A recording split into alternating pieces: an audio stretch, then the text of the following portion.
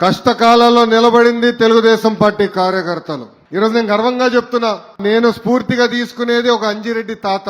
ఎవరో గుర్తున్నాడా? పొంగనూరు నియోజకవర్గంలో మీసాలు మిలేసి తొడగొట్టి రా అని చెప్పిన అంజిరెడ్డి తాత. నేను స్ఫూర్తిగా తీసుకునేది ఒక మంజుల. పల్నాడులో ఏకంగా బూత్ లో కూర్చుంటే ఆమె పైన దాడి చేశారు. రక్తం గారుతున్నా చివరి ఓటు పడి ఈవీఎం సీలే వరకు అక్కడి నుంచి వెళ్ళలేదు. ఒక తోట చంద్రయ్య మెడపై కత్తి పెట్టి వాళ్ళ నాయకుడికి జై చెప్పమన్నారు, వాళ్ళ పార్టీకి జై చెప్పమన్నారు. ఈ రెండు చెప్తే వదిలేస్తా అన్నాడు.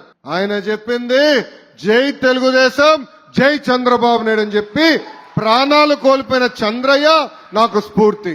విజయవాడలో ఉన్నారు గాంధీ గారు, మాజీ కార్పొరేటర్. మనందరం చూసాం. ఆయన గట్టిగా మాడుతున్నారని ఆయన పైన దాడి చేసి ఏకంగా కంటి చూపు కూడా పోగొట్టుకున్న గాంధీ నాకు ఈరోజు స్ఫూర్తి. నేను దేశంలో ఎక్కడ తిరిగినా అందరూ ఆశ్చర్యపోతున్నారు. 1 కోటి మంది సభ్యత్వాలు ఎట్ట చేశావు, ఆ టెక్నాలజీ ఏంటో నాకు ఇవ్వమని కోరుతున్నారు. వాళ్ళకి చెప్పే టెక్నాలజీ కాదు బాస్, మా దగ్గర సాఫ్ట్వేర్ ఉంది. అదే తెలుగుదేశం పార్టీ కార్యకర్తలు.